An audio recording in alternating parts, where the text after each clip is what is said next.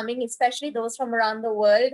It's heartening to see that something that is so close to our hearts in Mumbai, the Art Deco style, the Art Deco architecture, and the motifs are resonating so beautifully with people around the world, and that we can make connections that we never had to, that we didn't have a chance to before.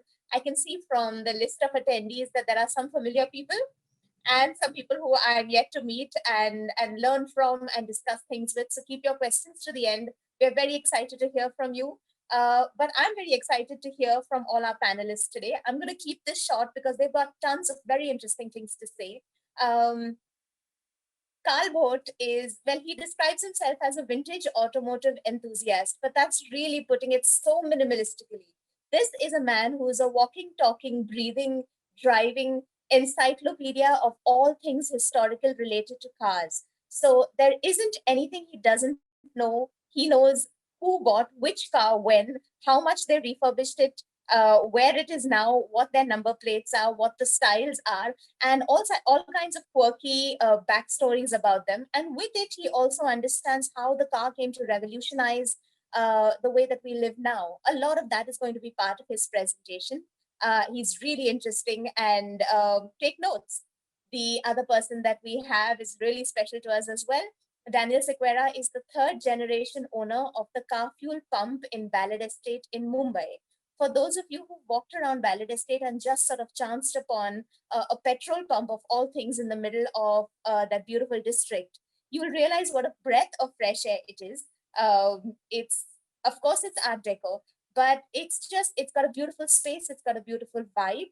And Daniel told me yesterday that it was only 10 years ago that his family realized that it's an Art Deco pump. And it must be wonderful and magical to realize you're part of something bigger, you're part of something so beautiful and something so global. And what is wonderful about the Sequeiras is that they've maintained all the ledgers, all the bits and pieces that form the history and the heritage of the car fuel pump in the city, and many other pumps, as you will see. And he is somebody who is so lucky to work out of a family-owned Art Deco structure in the city, and to be able to pull out for all of us and get all of us to gasp, because he just has the most wonderful pieces and objects that show how beautifully the the petrol pump was built and the way that it looks today. What we're going to look at is how Art Deco's structure and fluidity for the built form and for the moving form have worked for the city. We're going to look at what it takes to maintain these beautiful structures. And we're going to look at what's changed and what's remained the same for the Art Deco movement in the city. Atul's going to weave all of those things together in the way that only he can. And I've heard this presentation before, but I have to tell you, I can't wait to hear it again. So over to everyone, please. Thank you, Rachel. So good evening to everyone and good morning, depending on what time zone you're joining in from. It's a pleasure to be here. Before I start, I just want to give you a little bit of context of what was happening in the late 1920s and the 1930s in the era that we're discussing, especially in Bombay. Now, the industrial age, the machine revolution had already arrived. There were so many advancements in technology. There were new roads being laid, bridges being built, new methods of construction. We've seen cities being planned differently. We saw reclamation. Marine Drive is the best example. Construction techniques adapted along with new technology, or maybe the other way around, where you had elevators catering to buildings which were now multi-story. You had buildings designed to accommodate cars. So the first basement parking, the best example would have been the Regal Cinema in Bombay, to have a drive-in basement. Now, while all of this was developing, the automobile developed at the same pace. Historically, we saw that the automobile was always designed for function and not for form. The visual appeal of the car was just a skin to clothe the machine. And once it reached this level of reliability and refinement, obviously the next step from the manufacturer was to clothe it, to market it, to style it. We see streamlining has already come in product design, in architecture, in aviation and nautical themes. Streamlining also came into the automobile circle probably in the early 30s or late 20s at first. The inspiration was always from aeronautical themes. So what we see here is a perfect example of how streamlining was marketed. What we see on the left is an advertisement of Tatra, which is this Czechoslovak company. And the traditional car was this boxy two-box design. And you can see wind with the shape of a devil or a demon, which is impeding progress. And the Tatra logo above is now encased in the aerofoil design or the teardrop design, which is the least wind resistant. And once the car is designed this way, it's able to progress and it's able to defeat wind. And to the right, you can see a slightly later advertisement where it's showing its inspiration from airships or blimps. Like you can see, the Zeppelin is the best example, which is illustrated here. So for today, we have identified 6 cars to talk about. They all have an Indian connect. These are not necessarily the top 6 Art Deco cars, but probably the best representative. It's split into a mix of American as well as European. Obviously, America always took the lead to bring any new technology to the mass market, to democratize it. So we've got 3 American cars, as well as 2 French and 1 English. So the first car I want to talk about is the very aptly named Chrysler Airflow. Now, the interesting thing here is Chrysler was founded by Walter P. Chrysler, who also commissioned and built and owned the Chrysler Building, which is probably one of the best known deco landmarks existing. He gave his team of engineers always a free hand in technology, and they were always experimenting with new designs. And the engineers actually collaborated with Orville Wright of the Wright brothers to do wind tunnel testing by around 1929, 1930. What they found is that the automobile is actually more aerodynamic going backwards. So as a publicity stunt before they launched the Airflow, which is this new streamline design, they took a couple of 2 or 3-year-old cars, turned the body the other way around, and drove them around the streets of New York as a publicity gimmick. It grabbed a lot of attention. The public at large couldn't wait to see this revolutionary new car, and it was showcased in late 33 and launched in 34. Now, what was so revolutionary about it is for the first time you have the radiator grille raked back and flowing into the design of the car. Conventionally, it would be this large, upright, freestanding, authoritative grille in the front. You had freestanding headlights, which are now again designed to flow into the fender. You had a windscreen raked into a V shape, much lower. All of these elements together with a lower, wider silhouette to the car gave it a much better center of gravity, made it handle better. And obviously this streamlining would give you far better fuel efficiency and performance. Unfortunately, the car was possibly a little ahead of its time. The American public just couldn't handle something that looked so different from the conventional car. For the subsequent 2 or 3 years, details were just reduced to make them a lot more sort of conventional, and eventually it was dropped. Now, coming to the India Connect here, the car featured here is a beautiful example, one of just probably 3 cars in the country surviving. The dealers for Chrysler in Bombay were the Bombay Cycle Motor Agency. The building still stands, thankfully. And unfortunately, we don't know how many were sold, but just about 3 survived. And this is by far the best example around. You can see a lot of deco details, even the Chrysler badge on the boot. You can see these phoenix wings sticking out, the waterfall grille or the cascade grille on earlier models. And that's why I chose this one to start with. So moving on to the second car. Again, American, a very interesting car, which is Cord. Now, Cord was part of Auburn Cord Duesenberg, 3 brands, known for making very high-end, rather expensive, but very sporty and high-performance cars. The man behind it was Gordon Burek. Now, he was responsible for a lot of the innovations in this car. Now, there are 2 kinds of innovations to talk about. There is the mechanical side of it, as well as the cosmetic or styling side of it. Now, mechanically, it was front-wheel driven, which gave the car very different handling characteristics, liberated more space. But I want to talk more about styling here. The most notable point of it is, of course, the pop-up headlights. So if we move to the next slide, you will see that the headlights are beautifully integrated into the fenders. The fenders are also pontoon in design, and they're operated by a crank from inside. So the driver can raise or lower the lights only when he's using them. When he's not using them, they are sort of flush with the fenders and improving wind resistance. You'll also notice no running boards on the side. Now, the running board is the side step, which was a must for every car at the time.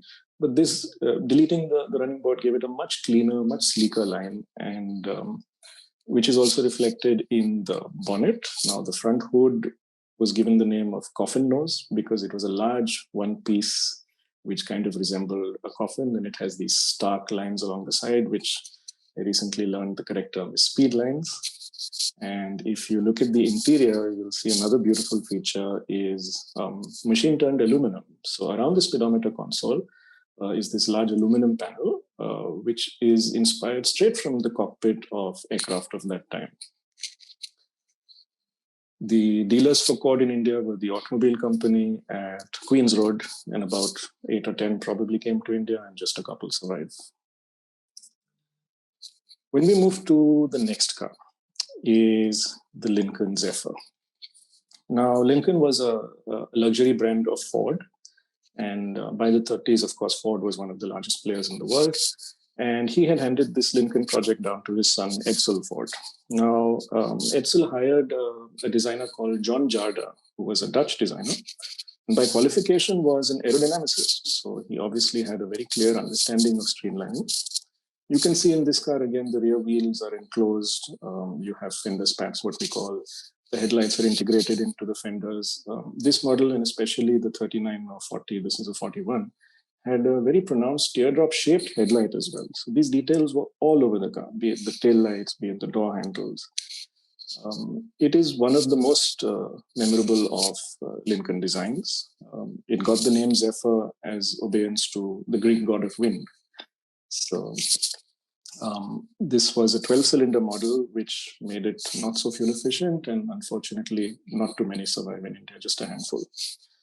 The dealers in Bombay were the United Motors at Hughes Road. And when we move on to the next car, now we can move on to Europe in this case. This is by far my most favorite car in the country. And one look at it and you can immediately understand why. It looks gorgeous, it looks outrageous, it's extravagant. This is a Delahaye 135 MS. Now, the three cars that I've spoken about previously are mass-produced cars, manufactured in the factory completely. The three subsequent cars I'm talking about are coach-built, which means each manufacturer would supply you with a running chassis, and a wealthy customer would then go to a coach builder of his choice to get a body designed to his taste, fittings to his taste, and so on. So in this case, the coach builder is a French firm of Figoni and Falaschi. And interestingly enough, while they built it, the design is credited to Geoham. So it was called a Geoham Roadster.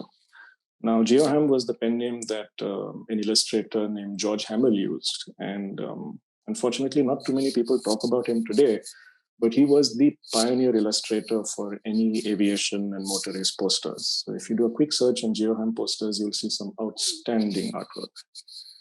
And just a handful of these were made. This came to India in the 40s, probably imported by a Frenchman, and it has been with the Jodhpur royal family for decades and decades, probably from the 50s.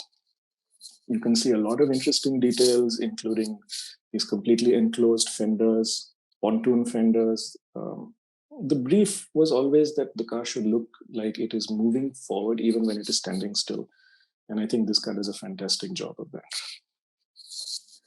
It is understandably the only one of its kind in the country, and just a handful survived the world over. Moving on to the next car. This is again a very favorite of mine. You can't have any automotive conversation without mentioning Rolls-Royce. So this is a 1935 Phantom II Continental. The Continental name just meant that it was a version that was better equipped for long distance touring and driving. This car was ordered new by the Maharaja of Jodhpur. He chose the coach builder Gurney Nutting to build the body. And The chief stylist there was a man named McNeil, who was a Scot, and he had perfected the art of incorporating these curvy linear lines and this aerofoil profile to his designs, mainly for Rolls-Royce and Bentley. That's why they were most popular. And the beauty of this particular car, if you see it in person, it's massive. It's a huge car, but it's still clothed in such an elegant fashion. It does not look ungainly. It does not look awkward. It does not look heavy. And that's the real mastery of the craft. You can see a lot of beautiful deco details, including the rear fender spats, which have this aerofoil motif on it. It's also reflected in the interiors here and there. And my favorite part about this car is that it's been in the same ownership since the 60s. And you'll probably see it every Sunday morning running around South Bombay, where the owner uses it for grocery runs and everything else. I mean, he uses it just the way it's supposed to. In 2018, it even went to California, to Pebble Beach to compete. And it won best in class at what can be considered the World Cup of car shows. So it's a very momentous occasion for India. Moving on to the final car. Unfortunately, this car left India in the 90s, but it's still very significant, so we have to talk about it. It's a Hispano-Suiza J12, again, a 12-cylinder car. And what is special about this is that the coachwork is, again, Gurney nutting for the owner, who was Maharaja Yashwantrao Holkar. Now, Yashwantrao Holkar, I believe, pioneered the Art Deco movement in the country. He had fantastic taste in automobiles and for sure in every other aesthetic sense. His palace, his furniture, his jewelry, all of that reflected this bold new style in the 1920s. And this is, of course, a formal limousine, though a lot of his cars were more sporty. So all the creature comforts are directed at the rear occupant. So you'll see this very luscious upholstery, a lot of cabinetry with these intricate inlay and deco details. This would contain a vanity set and a decanter and glasses and every other creature comfort you could need while on the move. The car has just been restored in 2018, I think. And hopefully one day somebody will repatriate the car and she'll come back to India. So these are the 6 cars that I wanted to quickly run through. Having said that, we can see a lot more deco details, even in smaller, more, say, mass market cars, economy cars. And maybe we can do another session on that some other time. That's it from me. Thank you so much. Thank you for that, Karl.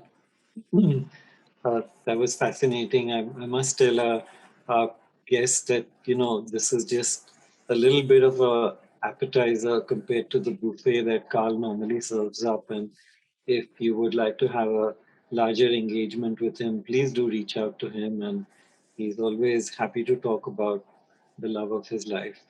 I'm now going to, sorry, there's something on my screen here. Talk about 3 developments that impacted Bombay in the early 20th century. They changed the way we move and the way Bombay was built. It all began with the Industrial Revolution and the whole concept of motion. The bicycle was the earliest representation of moving faster than you could walk. And the earliest bicycle I'm talking about would be a 2-wheeler or a single-wheeler. And then it migrated to a 2-wheeler where you had one small tiny wheel and one large wheel. It then progressed and had rubber treads. And then you finally had a bicycle which had 2 wheels of the same side and gave you greater speed. And people were fascinated with it because they said, this thing moves at 4 times the speed than I can walk. So today we take speed and movement and streamline for granted, and we don't stop to take a moment to reflect on how it actually transitioned to the stage where we are today. Steam power then brought ships and locomotives into the whole scenario. And ships are particularly relevant because the ships that came to the port of Bombay not only brought people from England and from Europe, but they were also transport ships. So they were agents of trade. They took cotton to England, they took opium to China, and they exposed Indians to the finest schools of architecture and design in London, who also, those students went on to Paris and saw the Industrial Exposition in 1925. And these ships were absolutely luxury Art Deco liners.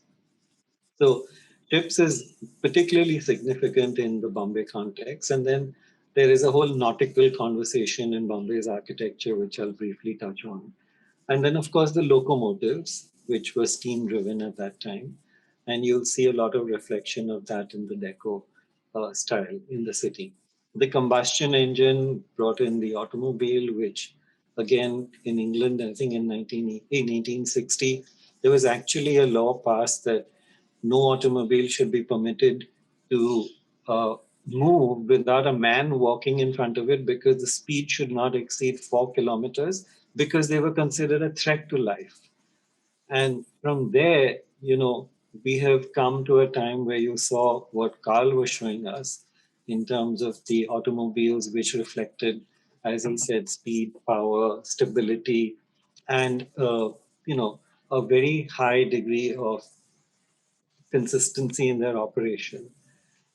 Electricity then, of course, transformed the whole concept of speed and movement. And a simple example is the elevator. Suddenly, it was not just about moving on the ground. It was something about moving up vertically. And if you think about it, at that point in time, it was a remarkable achievement. And you can imagine the impact it had on architecture and on designers who were suddenly able to think not just in terms of scale that sat horizontally, but also in terms of scale and size that could go vertical. And a lot of the development of the apartment building as we know it today came from the elevator. The other huge impact that as a construction material had on the design of the city was cement and reinforced concrete. And this is something that we have has not been talked about enough, simply for the reason that I think people have not realized that, sorry, we were moving away from a certain construction which took time, which was slow. A lot of the Gothic buildings in the city were built over 20 years with gaps in between. Uh, Cement and reinforced concrete suddenly gave you a versatility, it gave you speed, it gave you cost effectiveness, it was strong. And incredibly, it could do things architecturally and as a design form that the earlier ones couldn't. You combine that with, the streamline modern Art Deco style, streamline modern as it was called in the 30s and called Art Deco only in the 60s. That was when the word was coined. But it encompassed everything, jewelry, fashion, homes, furniture, home decor. A lot of Bombay people probably are familiar with Kamdars. Kamdars furnished homes, palaces, predominantly in Bombay, but also across all over the country. They were the rage. And their showroom still exists, albeit with a lot, much more modest collection at Churchgate, but it's there. And trams, automobiles, and trains also took inspiration from the style. Automobiles, Carl just talked to us about it, and ships and nautical elements, and of course, again, uh, the association with speed came with that as a movement of transportation. And most significantly, it defined a new architecture and a new urban form, and Bombay benefited from that tremendously. And as you know, we now have, arguably one of the largest collections in the world. Uh, I'm going to quickly show you representation of the industrial age and modernity, speed through various motifs, both within buildings and outside buildings. Here, you're looking at Empress Court at the Oval. For those who've seen it, it's a majestic street corner facing building. When you walk into the lobby, this is what you're greeted with. It's a solid teakwood paneling encasing the cage of the elevator.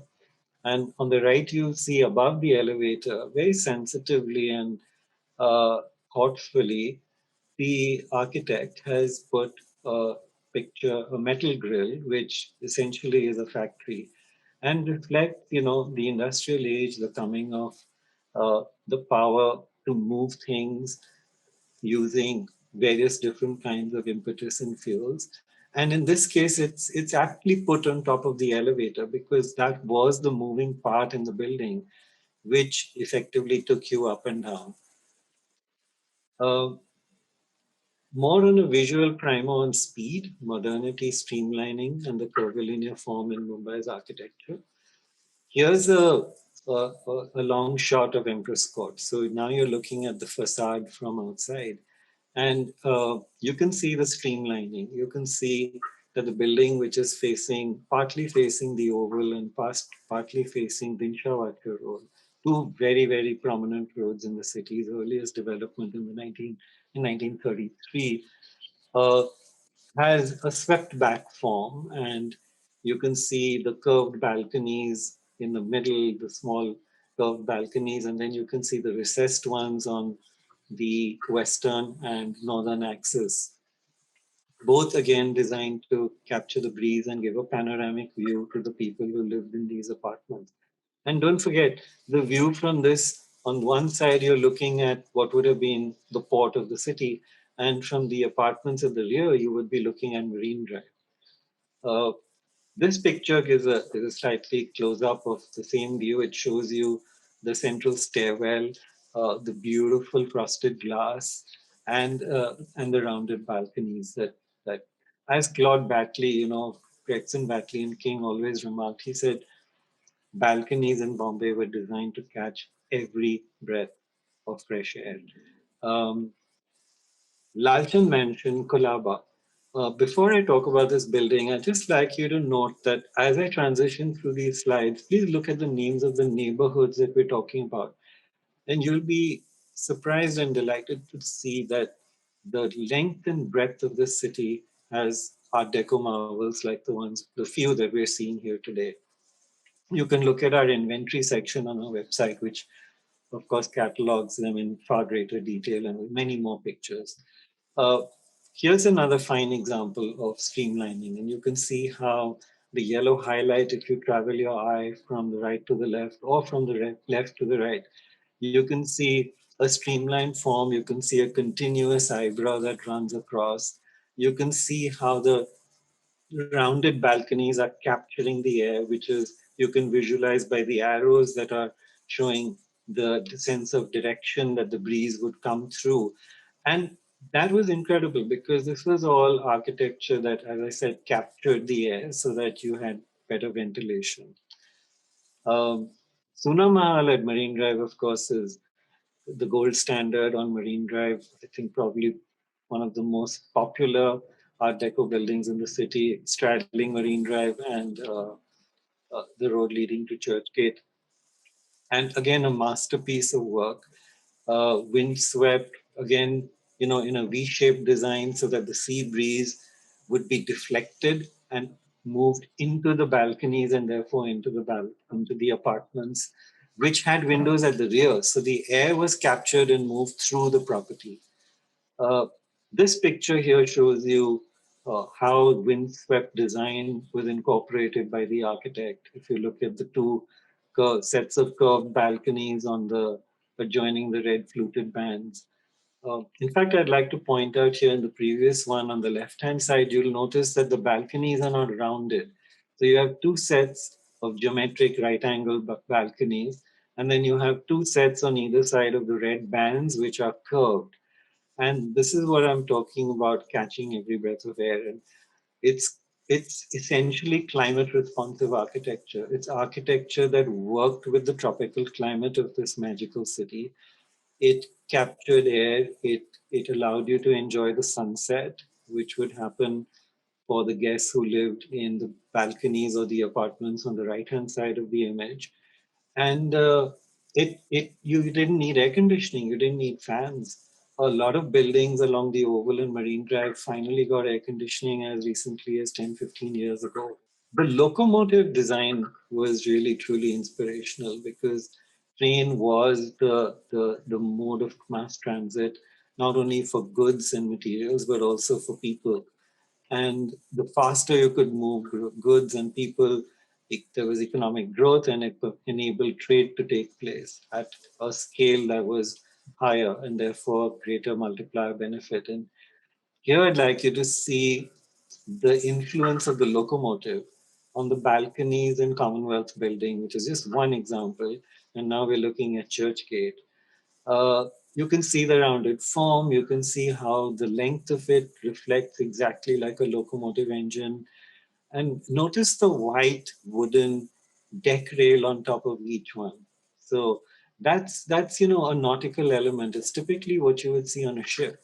And it's been very cleverly brought into the design of the building, reflecting Bombay's proximity to the sea, streamlining travel, trade, and making the architecture in consonance with the character of that city at that time, and yet lending an aesthetic to it, which was unique. It's important to see also that the railing, which is in teak wood, is painted in white. The main body of the balcony is a neutral color. And then you have a dark band at the bottom of the balcony. And that is not by chance, that's by design. It's meant to draw your eye to these features so that you can appreciate its design. Here's another set, Tuckered House and Marine Lines, stunning set of curvilinear rounded forms. And all of them, I'm really pleased to say, at least the first two sets are all still intact and haven't been enclosed. Um, Philomena in Dadar is one of my personal favorites. It's right opposite the Aghiari and uh, owned by the same family now for decades, who luckily treasure it and uh, have maintained it impeccably. And you can see the curved and rounded form. And here, the balconies, instead of facing you, they're horizontal. And that's again keeping in mind the location of the sun and which way the wind blew. And of course, you can see the streamlining all along, particularly in the eyebrows that run across the width of the building. There are many connotations of speed and mobility in Mumbai's Deco architecture, and you can see these in motifs, which we have been asked a lot about, and people have been curious and they've said, what do these reflect and what do these mean? Because we've seen so many of them. We're now at Champak in Shivaji Park. The speed line is basically the three sets of blue lines that you see extending from the red tile or the red wheel in the middle on either side of the motif. And it's a design element. It's chic, it's clean, it's neat, it's geometric. And you will see this, again, please observe the two-tone pattern. It's dark blue and it's white. And you'll see this now. We're seeing Roopwala Terrace in Mahim, which is a gorgeous burnt golden hue, of course, partly with age. A different treatment and a different expression of the same form, again giving you the impression of speed and movement. Uh, Jitendra and Jagdish in Matunga, again, two buildings that, as you can see, have, have withstood the test of time, but with a fair amount of intervention in the balconies, etc. So if you can take your eyes away from that blue tarpaulin for a moment and look at balcony one on the first floor and the second floor, you can see the speed line motif again reflected on both the balconies. And if you look at the building on the right, which is Jagdish, you'll notice all six balconies have the same motif running across on the front. Uh, these two buildings are adjoining each other, and our guess is that the architect was definitely the same because the styling and the design is so similar. Um, Speed lines were so far only reflecting movement that was along the surface or on ground. And here in Jagdish Matunga, you can see how the comet motif has been designed and placed by the architect on the front door of this beautiful apartment building. Uh, in Girdhar Nivas, you can see it on the facade.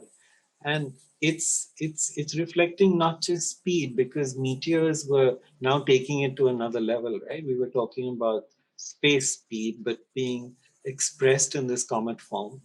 And it's wonderful how it looks like an interesting design, but it also highlights verticality. And it gives you the sense of looking up. And when you look up from the first floor to the fourth floor, it gives you an illusion of height and speed. Uh, so very sensitively done. And then again, the two tones of dark green and the very, very soft white with a touch of green in it. And on the right, you can see a close-up of the motif. Ramnevas and Matunga on the interior just shows how sensitive the architects and designers were. This wooden banister has been mounted on round wheels, alluding to motion, and sensitively done on a staircase where where you essentially are accessing mobility by ascending or descending a set of stairs. So this is a kind of sensitive aesthetic that architects brought to the design style, which a lot of us are not are blind to and we don't see, but it is there, and it's for you to see and enjoy these motifs everywhere. I apologize for the slight sound that's now started. There's some construction taking place. This is Liberty Cinema and Marine Lines, picture palace of the country, still maintained by the Hussain family in absolutely impeccable condition. You look at the staircase, it's lit up, and you have these white lights, and you have these dark wood, teak wood panels that are running down the sides, which are essentially streamlined forms of speed lines that give you a very smooth and streamlined effect. It could have been a blunted uh, piece of work, but just by adding light and by adding these lines, the architect Namjoshi has created a whole different look and feel for the cinema theater. I'd like to quickly touch on an international uh, example here, and this is the Empire Park in Madrid. The entrance, which is a very magnificent one, has this built at the top, welcoming you to the Empire. You can see EMPIRE on the red balls, and you can see the speed lines in steel. Uh, it looks like a tail fin or like a shark fin, which again implies, or you can visualize it as slicing through water. So you can see the aerodynamism in that. And then you look at this, and this is a 1959 DeSoto. Uh, Credit to Martin Alford. You can see the similarities. You can see how architecture and the vehicle melded together to create such incredible artistic form and style, which remains classic to this day. The Empire Park was completely redone in the early 21st century, and they chose this style. So I think what's important to observe is that it remains timeless and classic. I now quickly move to Karfule, and I'll invite Daniel also to join me for this conversation before I hand it over to him totally.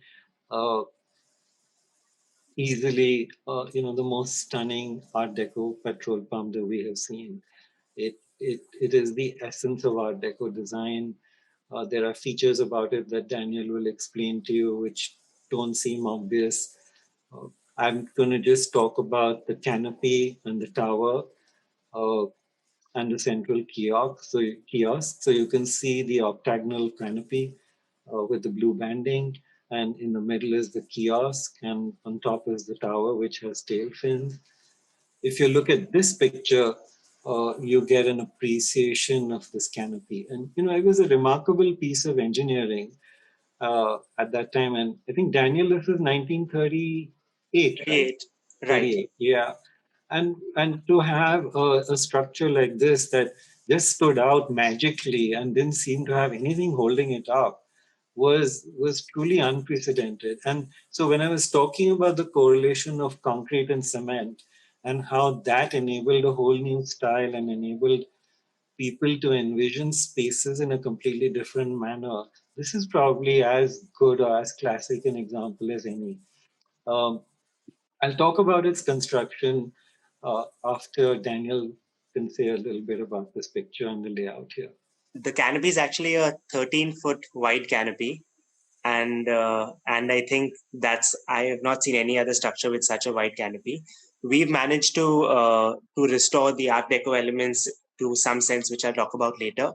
But the color scheme that we've chosen now for the pump, originally it was painted white for several years until a couple of years ago.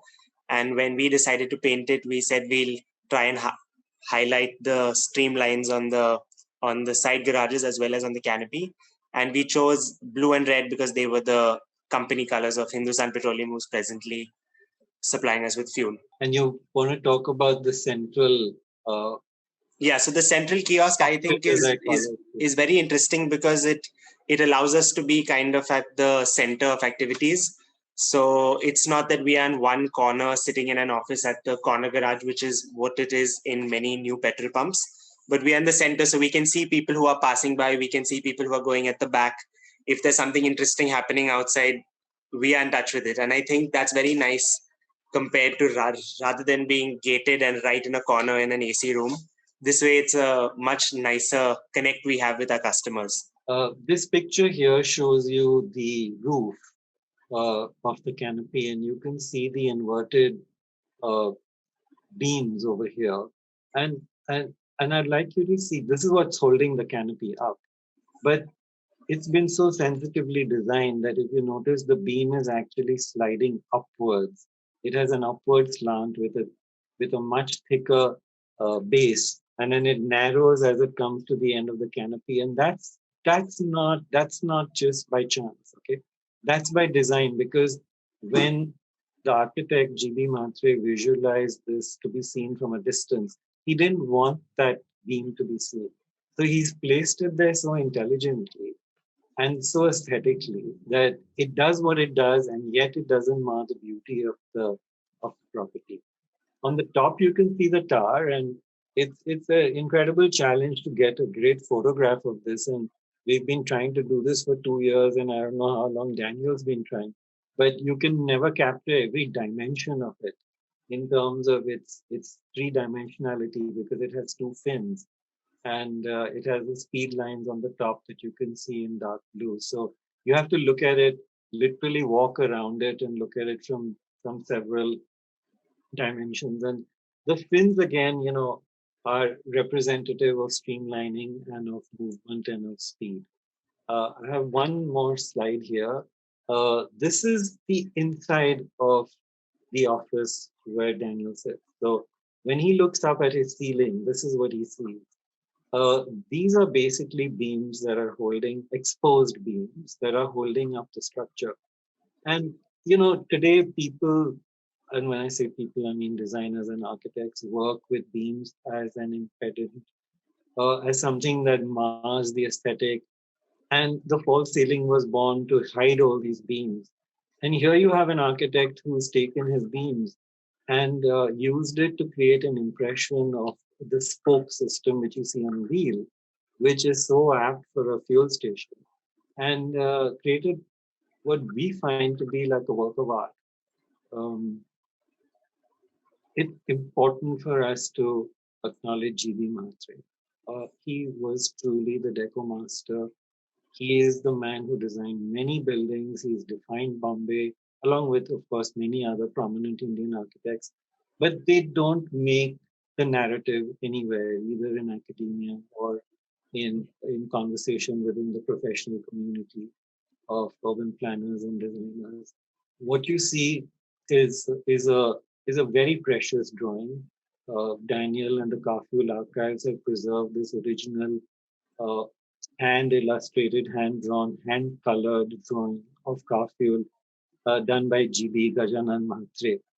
And this is probably what was signed off. If you look at the bottom right corner, was signed off by the client as an approved drawing for the petrol pump. And that's one of the remarkable things about the the Sequeira family, the way they have preserved all these precious artifacts and shared them with us. Very quickly, if you've seen Krishna Bar at Beach Candy, you probably haven't. It's a nondescript building, but it has these winged balconies which stretch from left to right across the whole facade. So the balcony defines the facade of the building, and it's at Beach Candy, so it overlooks the sea.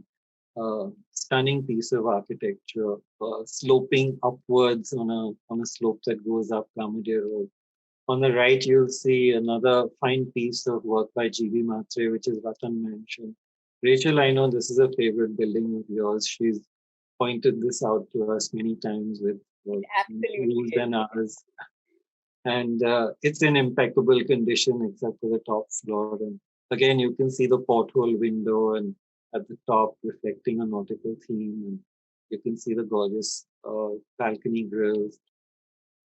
Three more buildings. Empress Court, which I talked about earlier, is also a GB Mhatre building. Philomena and Dadar is another work of his. And on your right, the big picture that you're seeing is Shangri-La at Kambala Hill. A beautiful building with lots of balcony, different styles. You can see an open balcony in the front with black metal grill work, and then you can see the rounded balconies full of windows and holding its own against the onslaught of the huge urban redevelopment, which is reflected in the building behind it. Let's hope that all these Art Deco masterpieces can hold their own against this onslaught. With that, I'm happy to now hand over to Daniel. That's Kevin Sequeira, his wonderful father, and I think Dan will talk more about him too. So over to you, Dan, all yours.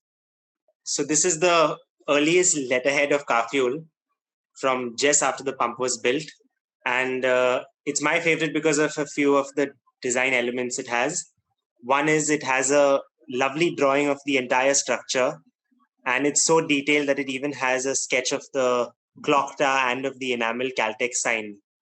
The other thing that's interesting is how prominent the tagline of Karfule back then was: complete service to motorists. And that was a dream of my grandfather when he started the pump, that he wanted to offer complete service to motorists. He was already in the fuel business back then, but there were a few things that he really wanted to change in the way things were. And one of them was giving customers the right amount of fuel for what they are paying. And one of the inventions that kind of enabled him to do this was the electric fuel pump, which is also interestingly on the letterhead. Caltex electronic fuel pump, which would have been a new invention at that time. And being the 1930s, just when the peak of Art Deco, you see that Art Deco style has influenced the actual dispensing unit itself. So again, the speed lines, which Atul talked about earlier, are present on the fuel pump itself. And Caltex petrol is put in a slightly slanted manner so as to denote speed. On the top, they had a lovely glass Caltex globe, which would light up after every gallon, if I'm not mistaken. And this enabled Caltex, which was a new company in India, and Karfule to kind of spread their network in the city. And one of the ways they did this was through the Karfule scheme, where you had these new age electronic fuel pumps all over the city, and they were spread across right from Dadar in the north to Apollo Street in the south. And if you had an account with Karfule, the main Karfule, you could fill fuel at any of the other petrol stations and be billed at the end of the month. Little about the structure again. So this is what the pump would have looked like just after it was built. You can notice that the structure would have been faced with mallard stone, which is a sandstone, and that would have been done to match all the other buildings in Ballad Estate, which is full of Edwardian buildings. So because Karfule came up much later, the style of architecture was Art Deco, and it was standing out in a way, but it was also blending in because of the sandstone face structure. Design wise, it was meant to be functional. It was a drive-through petrol pump, which was based on the American design. Each of the garages and service bays at the back had a special service. So every motorist who comes in could either only get their car fueled, or they could opt for a tire service, an oil change, a wash, a battery checkup.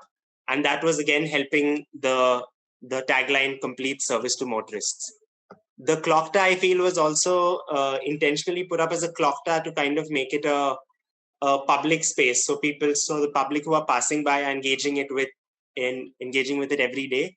And the clock is one of the things that you'll always look at when you're passing by. This is what the pump looks like today. Till a few years ago, it was always painted in a blinding white everywhere. And as Rachel mentioned earlier, we realized it's an Art Deco structure only about 10 years ago. So at the last time it was getting repainted, we said that we must do something to highlight the actual Art Deco elements. So here we've done the blue banding on the canopy and the red banding at the back.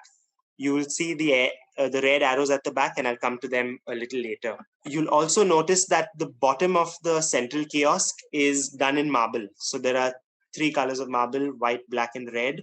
And that's intentionally done because the petrol pump is a place where there's likely to be a lot of dirt and grime, and this makes it much easier to keep the lower part clean because it's not the malad stone or the cement, so it's much easier to clean with soap and water. This is I think one of the highlights of the pump, which again we've started appreciating only in the past 10 years or so, and that's this amazing in situ flooring which was laid. We've not done anything at all to maintain it, to be quite honest. We've just used it as anybody would use any floor, but it still shines, I think, the way it was 80 years ago. And the only little bit of wear and tear you can see is probably in this little corner here, and that's probably where the majority of the operations were in the early years of the pump.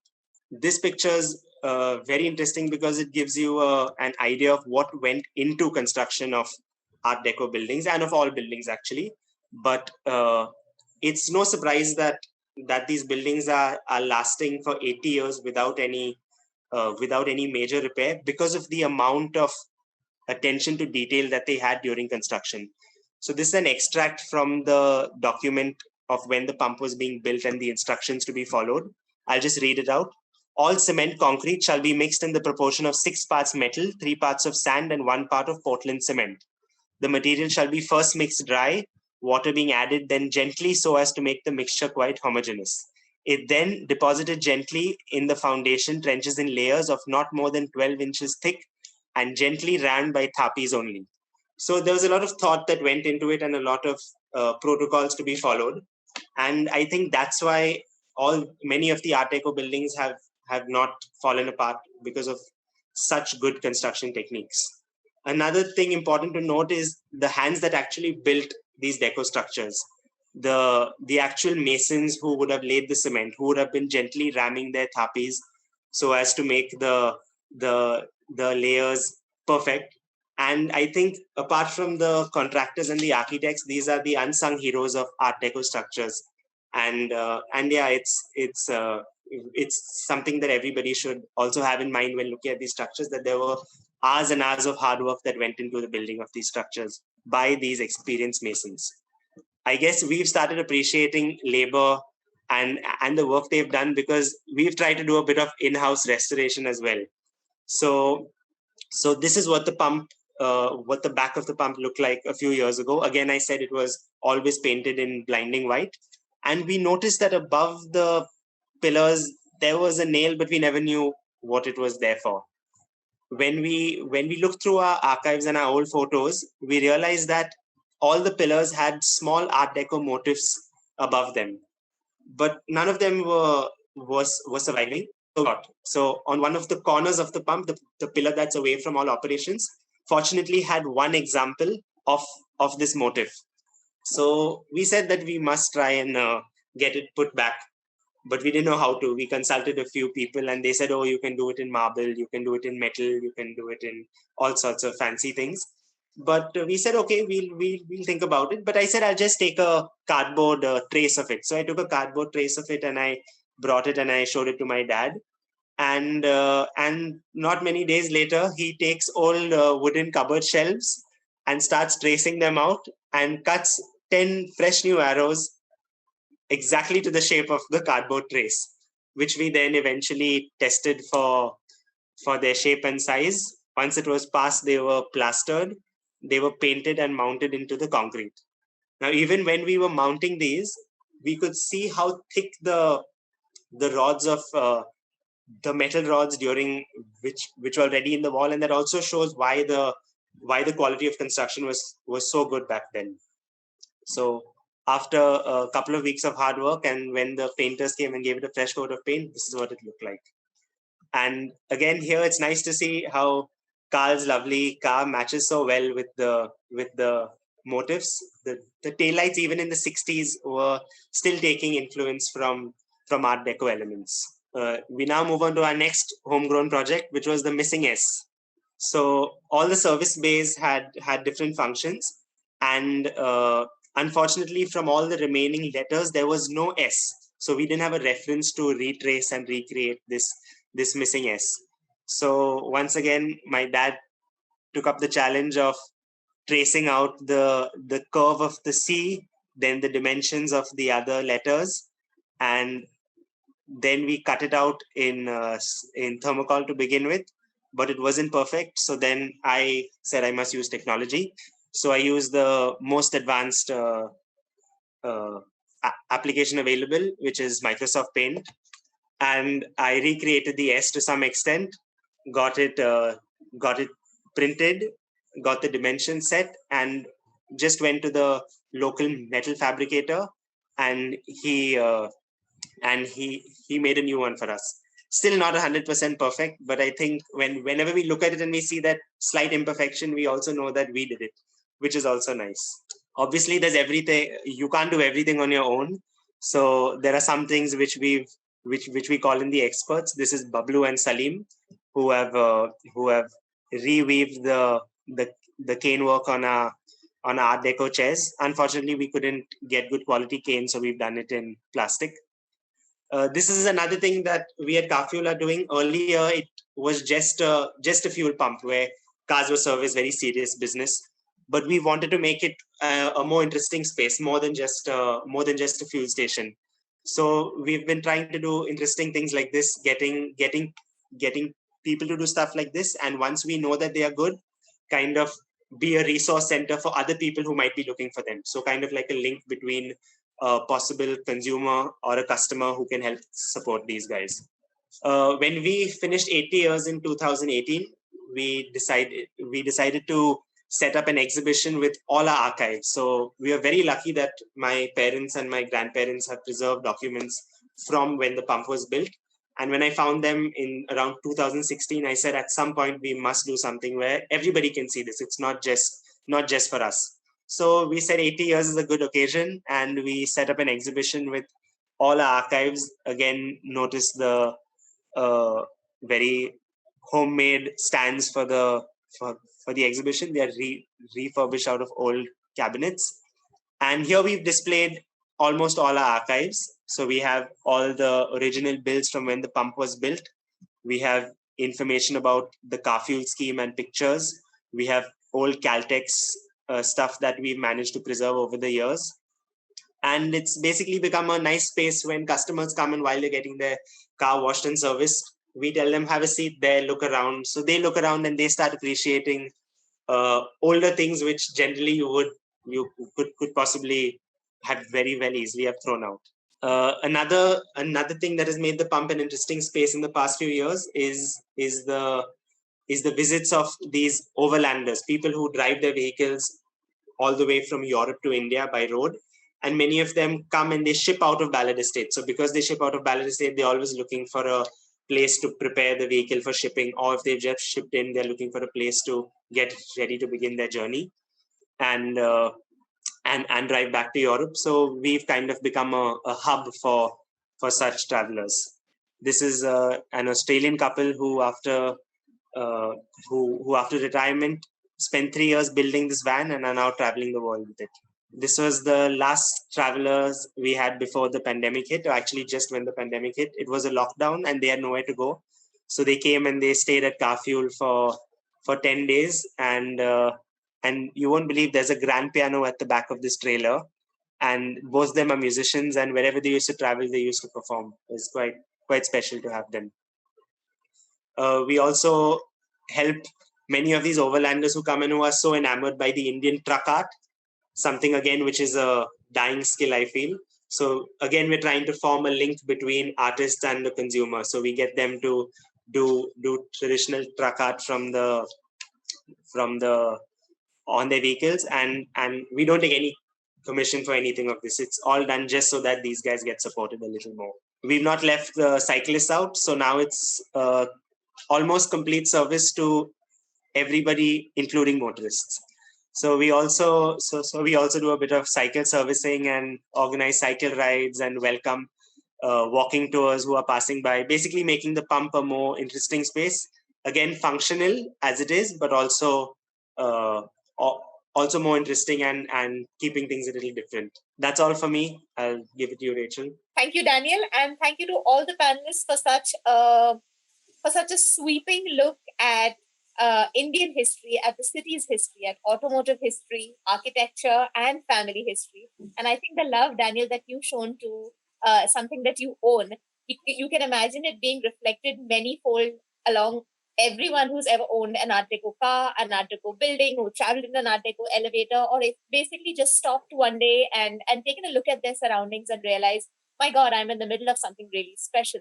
And thank you everyone for participating in this in the panel presentations. I think one of the conversations we've been having is someone whose wife lives in Shangri-La has been very excited, and it's just wonderful to see the buzz.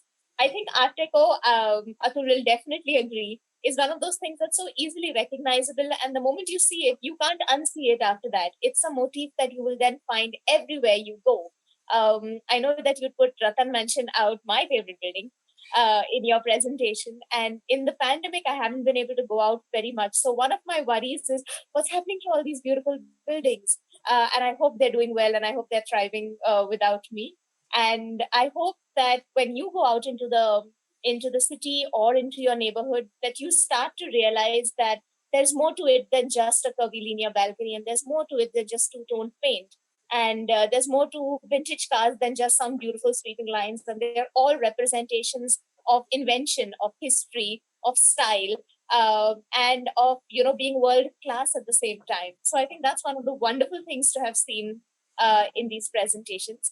I actually want to ask Daniel to recount the time he discovers that, oh my God, my family petrol pump, my family fuel pump is actually a piece of history. There is something called Art Deco. And here you are, repairing S's and saying with such casual, oh, that's an enamel Caltech sign. It's a Caltech logo, and we have in-situ flooring. When did you become an expert? And tell me about that journey, please. So I think it was a very slow journey from somebody mentioning Art Deco, and then I said, okay, maybe it is Art Deco, and then I read about it a little, and then I realized, yeah, there are so many cool elements which are here, which we've looked at and we've liked, but we've never really joined the dots that it's Art Deco. And it's amazing because we keep finding new stuff. It's like a never-ending journey. Even till we finish the painting of the pump, after that we realized, oh, the corner of this marble is actually not a tile. It's been laid with concrete and colored, and and all these small things which back then they would have put so much thought into, very often get lost. So when you find these things, it's very exciting. That's great. And you get to live under that ceiling and you get to work on that floor every day. And I can't believe how you can't think you're the luckiest guy in the world. Yes. There's it helps make it more interesting, I must say. Karl, I don't know whether you heard my question, but I was trying to figure out what makes you so passionate about cars. What is it about? What is it about the automobile? I don't know much else, but I think the automobile is very engaging. Okay, it's very interactive. Everything about it. There are so many aspects to an old car which a lot of people don't realize, including things like smells. You get into an old car and you just suddenly, oh, I remember this smell when I was a kid. I used to go in my grandma's Fiat and those kinds of things. I bit the bug from my dad, of course, and my folks always really encouraged me and pushed me when I was a kid to learn as much as I can. And it's a great set of peers that always push you and keep you motivated, and it's saving history. They're all national treasures. They are. If I can add to that, Rachel, when I first met Karl, I was obviously very impressed by his knowledge and how he seemed to know any and everything about the vehicle. And I used to pass by a car and take a photograph and quickly send it to him. And he'd say, oh yeah, this was imported in, 1981, and so is the owner. This is the engine, horsepower. And I said, wow, how does this guy keep this whole encyclopedia? So I upped the ante. And I said, let me not send him the picture of the whole car. Let me just send him the number, registration plate. he's never let me down. I mean, just based on the number within, and he's not looked up anything because he's replying on the moment, and he says, "Oh, here you go. I know what you're looking at. You know, it's this car, and it's." And I once sent him a picture, and he said, "Oh, so you're at the Chaumala Palace? You're traveling?" I said, "Okay, this is scary." He said, "Yeah, so you're at exhibit number 3, right? Looking at this car," and I'm going like, "Okay, Carl, you're my man for sure." So I mean, it's very well intentioned when I do this, but I do scare some people sometimes. I want to ask Atul if he wants to just make these connections and tell me, we're looking at cars that belong to royalty. We're looking at these impeccably maintained buildings, but we're also looking at lovely, modest little, one story plus another sort of independent houses. We're looking at a different sweep of the economic spectrum. And it seems to me that Art Deco wasn't just an elite thing. It wasn't just for sumptuous cars and velvet back seats. But it also just wasn't because there's space in fancy New South Bombay and everyone wants to build buildings. Tell me a little bit about the trickle down and the spread of this breathtaking new optimistic style. So it started at the tip of the southern end of the city. It started at the Oval, and when you look at those 18 buildings, including Eros Cinema, they are easily one of the finest examples we have in the city. And then when you look at Marine Drive, you notice that, yeah, a lot of the princely families owned homes over here. So there was a certain, I wouldn't call it elitism, but definitely people who were successful, who were traders, who were exporters, who were doing well, who had traveled and aspired to a new lifestyle. They started, adopting the style and building their homes in these areas. But the interesting thing is that it goes, all the way up to Chembur. So it's across Muhammad Ali Road, it's in Bandra, it's in Matunga, it's in Dadar, it's in Shivaji Park. And when you look at Five Gardens in Matunga, I mean, who would not want to live there even to this day? It's magical. Where do you get those wide roads and those ground plus 4-story structures? Of course, we're losing a lot of them. So the demographic is very democratic. It started maybe with the upper end of the socioeconomic profile, right? But then it transcended into neighborhoods and then all the bags, right? Which were Parsi communities, which were more, as I said, democratic. And the other thing that I really feel needs to be talked about is the whole emotional quotient of this architecture. So the reason why we're able to establish so much connect is because the school you went to was Art Deco. You saw your favorite movies at an Art Deco cinema. You went to the Regal, or you went to Liberty, or you went to Aurora, right? And then as social spaces, you went to a club at that time. You went to the Catholic gym, or you went to the CCI, etc. And you were born at Nanavati Hospital or maybe Beach Candy Hospital. So architecture is not an isolation from the people. And I think that's why it has such a strong sense of ownership within the people who live in this city. Absolutely. And I don't think anyone who's lived in the city, and it doesn't even have to be South Bombay, is ever untouched by the idea of Art Deco. They just haven't noticed it. And some get to notice it 10 years ago, and they're like, oh my God, look what I have done. Karl, I wanted to know when one of the big features of Art Deco is the availability of RCC cement that allowed them to make those forms. Was there any parallel in terms of materials or machinery with car design and with the automobile that allowed similar sort of bursts of change? Absolutely. So construction techniques had changed tremendously by the late 20s when you had metal stamping technology, which had improved. Now, this allowed very large sheets and large panels to be used uninterrupted. So you had a long one-piece bonnet when earlier the bonnet would be two pieces, or you had much longer fenders in one piece as opposed to two pieces welded together. Now, it's all very scientific. We call them Art Deco designs, but they're designed for rigidity, for reinforcement, for resistance to air. So this is definitely a major reason for it coming through, is the technology allowing it to. This also meant that construction was cheaper, it was more efficient, and it lasted longer. How are engines changing from the 20s to the 30s? I'm so glad I can ask you this. Sorry, you said engines. Yeah, how are the engines changing? So, the late 20s, early 30s was the golden era for the automobile, especially in America, because it had reached this level of refinement where it was comfortable, it was quiet, it wasn't messy. If you went around in a Model T Ford, you would come back covered in dust and grease and oil because, it wasn't designed to be comfortable. It was just designed to get you from point to point. By the 30s, you had this very luxurious aspect to the car. You had suspension that was so much more comfortable. You had engines that were so quiet that a lot of them you couldn't hear at idle. Rolls-Royce had already started to advertise that the loudest thing you can hear is the ticking of the clock on the dashboard. So the 30s and even up to the 40s was definitely this golden age and just refinement. I would say refinement. From refinement to community, Daniel, it's been such a nice 10 years, I can imagine, for you, where you've discovered the history, where you've learned so many things about it. And I can see from the stories that you were telling that your entire family seems so invested in preserving it like it is, but also taking it forward to the next generation and you making it a community space.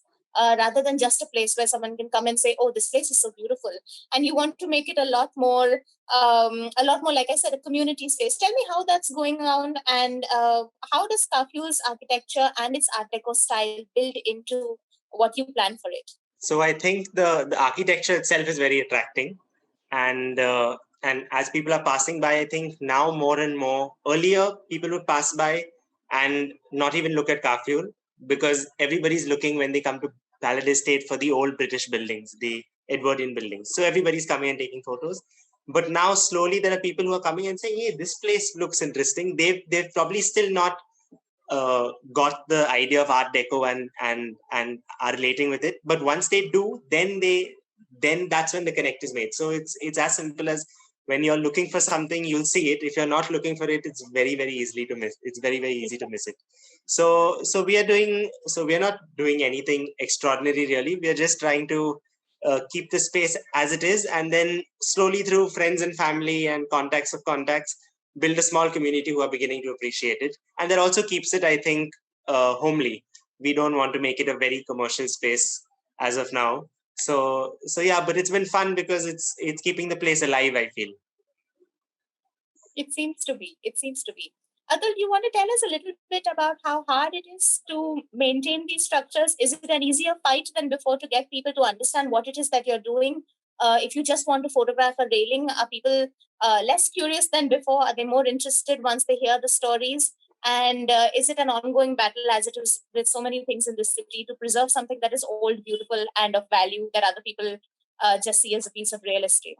It's a mixture of both, Rachel. I think there is an acceptance that there is a need for housing.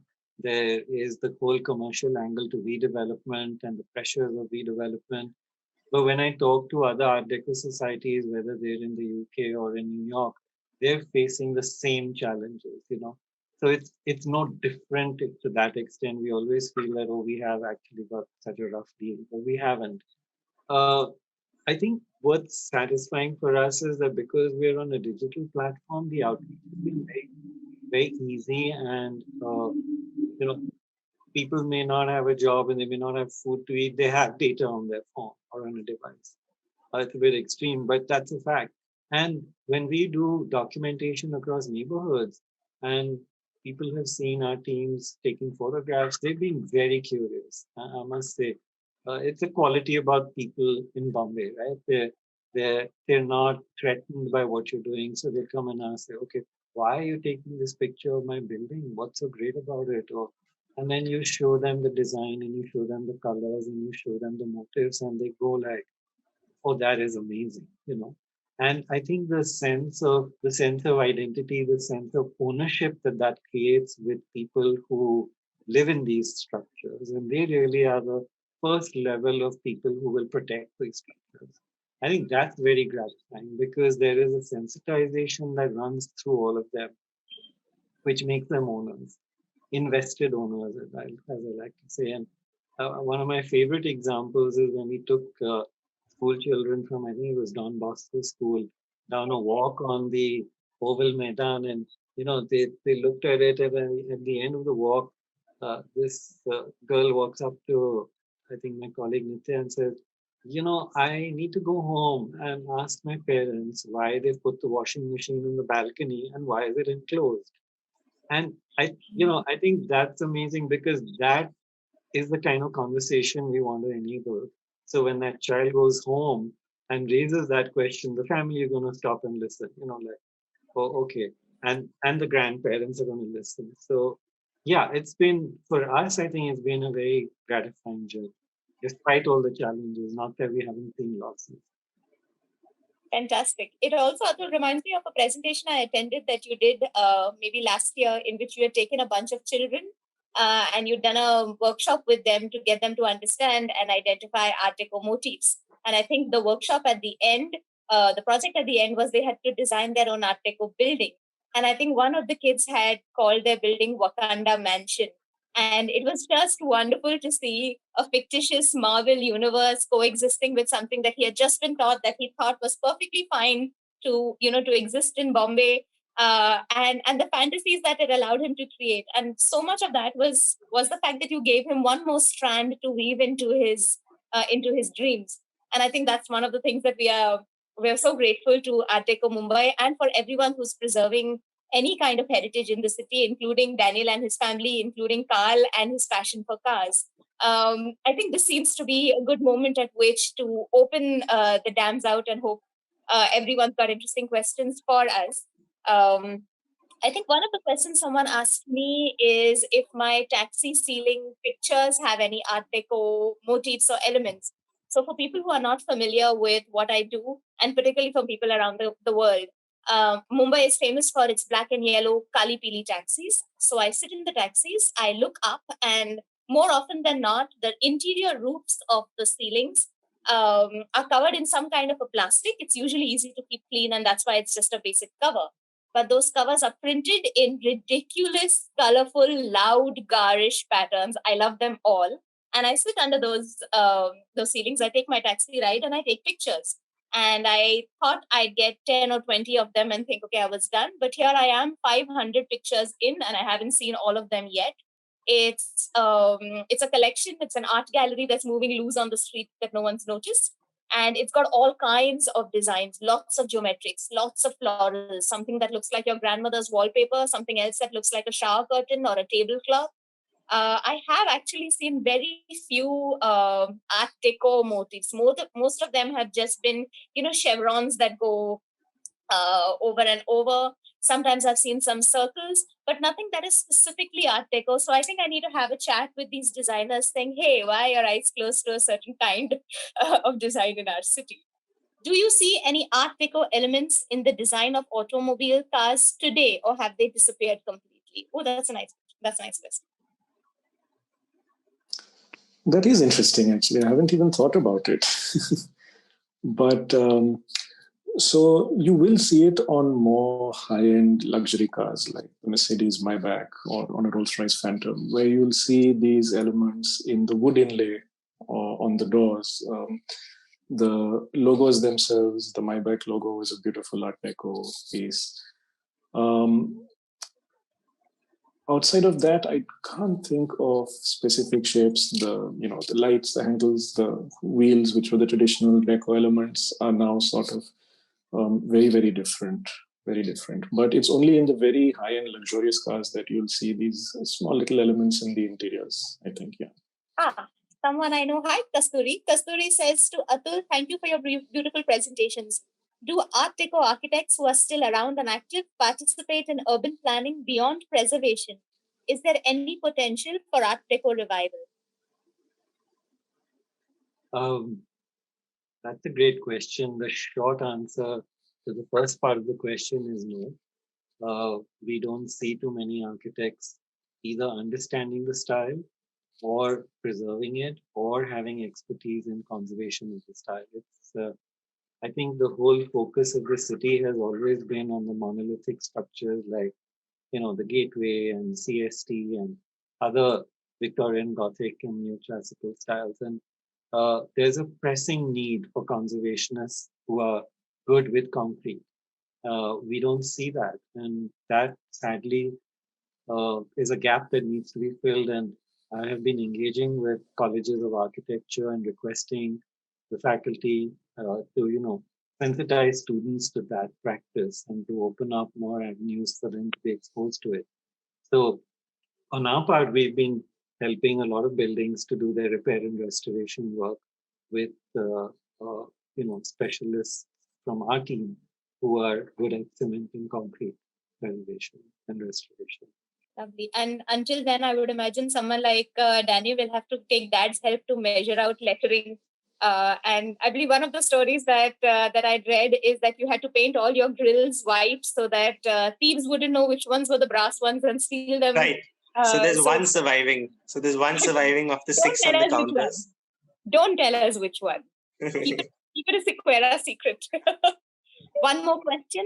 How did Art Deco fall out of favor? Asks Isha Priya Singh. No, it was incredible. It had a lifespan of about 20 years, a really intense lifespan, from 1920 to 1940.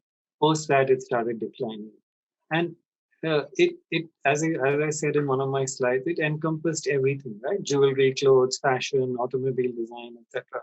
And Bombay got built. In those 20 years, you have, close to 1,000 buildings that are Art Deco and define the culture of the city by virtue of their design. The challenge is that we're not seeing enough people who are still wanting to create this style and to stay with it. There is a mishmash that takes place, and people think it's cool and it's trendy, and there's a mixture of different styles, but there's no real tight focus on the pure Art Deco style and restoring that. Like I showed you the Empire Park in Madrid. That's a recognition of the style and using it to continue it for the future. So I'm not sure if that fully answers the question, but yeah. No, I'd also like to add, and I mean, you can correct me if I'm wrong. I think for most people today, Art Deco is just interior decoration. You will take a blank space and then you will say, oh, I want to make it Art Deco, and there'll be a flamingo. There'll be all those, what do you call those curved things that I call little scallops? And there seems to be, one or two things that are slapped upon a surface that is now standing. When you see it in a mall in the city, you see it in a restaurant, and it's like a skin that you put onto existing structure rather than build from scratch itself, and that's a pity. We actually have one more question. Deepa Advani, hi Deepa, says, Karl, what about the Plymouth Prowler? Is that the last modern car that had any deco leanings? That's an interesting observation, actually. So the Plymouth Prowler was probably in the late 90s or something, which was when there was this whole retro phase that had spread far and wide in the car industry. So Volkswagen relaunched the Beetle, Fiat was relaunching the 500, the new Mini was being relaunched. And so the first ones to do this was the Chrysler Corporation and the Prowler. Honestly, when you look at it from an automotive design point of view, it's a little ungainly, it's a little loud, these things have a short lifespan, let me say. It took a lot of inspiration from the 1930s American cars, including what they call the egg crate grille. So you have this very large, prominent checkered grille that looked like a crate to carry eggs. I think the best way to look at that is that the car had such a short lifespan. Not only did it die, but even the Plymouth name died with it, which is very unfortunate. So my personal opinion is when you try to do a replica or recreate something, it has to be very, very true to form. You can't just select a couple of elements that you like and try and mishmash with the current, and then you're neither here nor there. So I think the only ones who really got it right was Fiat with the 500. It captures the same essence of the original, the same character, and it's still futuristic. It's still modern. It's still trendy. Yeah. In fact, I think of the Fiat 500. I don't know whether you do too. And I think of Star Trek. I don't know why I always think of Star Trek when I think of it. But that's most cars, isn't it? I actually have a question that Daniel should be able to answer. There are two questions. Hold on, please. They're both really the same. Lakshmi Subramanian asks, how are we leaving something for our future generations to marvel on? And Tanvi Patil wants to know, what can we do individually to preserve the Art Deco architecture and more around us, and how can we help? And I think Daniel, as someone who's now the custodian of all this history and who's so lucky to be able to have something to tell future generations, and who's taking it forward in a different avatar. Please go ahead. So one thing is to preserve, I think, what you have. So, for example, with the pump, there would have been two ways which we could have gone. One is totally modernize it and have like huge LED panels on the side and make it really bright and like a attractive in one sense structure, or be true to what it originally is. And I think the challenging one is to stick with keeping it true to its original style. So I think that's the best I personally can do. About creating something new, I think that'll take quite an effort. And I guess it's always what the ambition in any project is. If it's profit, it might not work, because sometimes the most aesthetic looking is not the cheapest option, and therefore that kind of plays a big role in whether something looks as good as it could. And I think it takes a very special kind of person to understand that there are different kinds of profit. Atul will tell you that, Karl will tell you that. And I think the more you have conversations with people who only think profit is, one kind of bottom line, you'll always be running up against a wall. But here we are discussing so many different things, and our participants telling us that this is worthy of preservation as well. Someone's asked me what I will do once all the Kali Pilis in this city are gone, and what will I photograph later, and will I do umbrellas instead? Umbrellas are actually a great idea. But I also want to say, for everyone who asks questions about my series, it's really about looking at the city. It's about looking at a car and realizing that it represents a specific time, place, person, style, ambition, and dream. If you're looking at a collection of buildings, Atul will tell you it's what it's looking out of, it's what it's looking inward to, it was the intention, it's what people have chosen to preserve, and its afterlife today. Daniel will tell you it's about realizing that something you worked at, your office space, that had been in the family for, at that time, at least 70 years, was a thing of it was, I think for me, it's like realizing that your Harry Potter is a wizard. You have this whole new world that opens up for you. And I think in the city, if you go through it thinking only that it's a place to move around, but you don't really stop and look at details, then you don't find those details. You don't find the taxi series. You don't find the beautiful South Bombay car on the street on Sunday mornings. You don't find Ratan Manor. You don't find that one brass grill.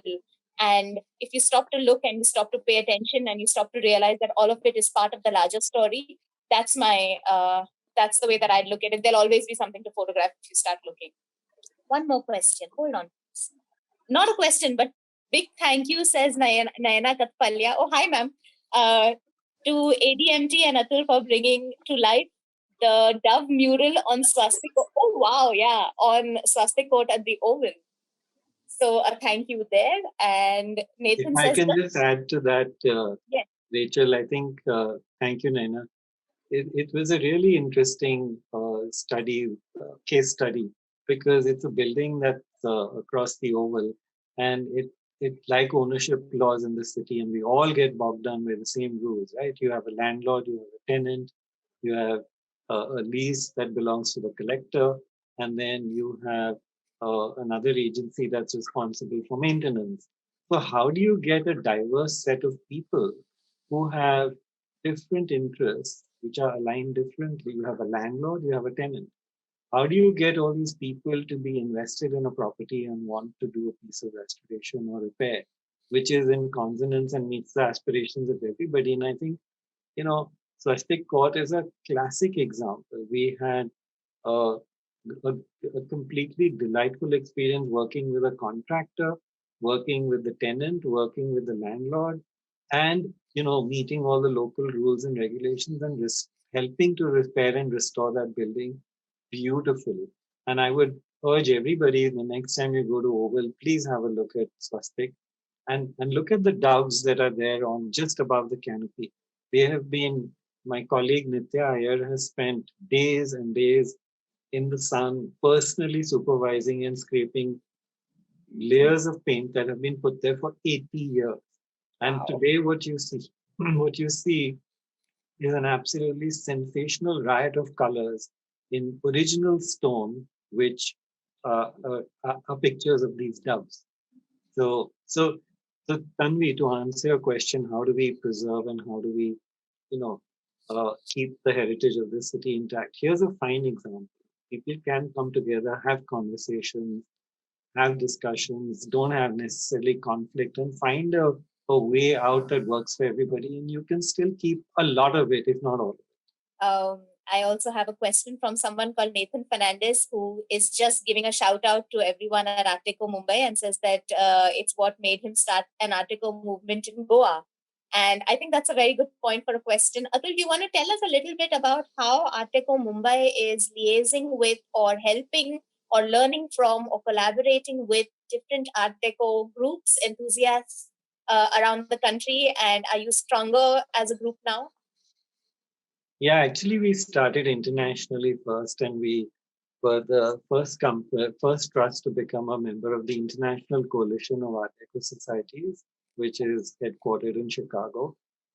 Took us 2 years to get on board, but the great thing is that we now have an exchange of ideas with the Art Deco Society in Melbourne, the Art Deco Society in New York, in Paris, and we have access to information, we have access to resources. And in India, over the last 2 years, we've seen so many new handles being spawned. There's an Art Deco Calcutta, Art Deco Delhi, Art Deco Madras, Art Deco Hyderabad, Art Deco Goa. And these are all youngsters who've been inspired to find deco in their respective cities, and they're creating outreach. And today we have an informal collective where we help them and we guide them on how to follow processes and documentation and research. So it's great to see how many people have been enthused by it, and Yeah. I think that's the first step in in outreach, where outreach gradually and advocacy gradually leads to conservation. Thank you, Carl. Thank you, Daniel. Thank you, Rachel. You really made this evening, and I must acknowledge publicly that Carl and Daniel have been incredibly generous. They have donated and contributed to the Art Deco Mumbai Trust archive in an immeasurable manner. And they have always been welcoming, and we have had our entire research resource being hugely augmented by the material they've shared with us. And I don't know, Carl has his magic wand, he just keeps pulling stuff out, and it's all original. The beauty is it's not a Xerox copy. So thank you guys. I really appreciate it. Pleasure.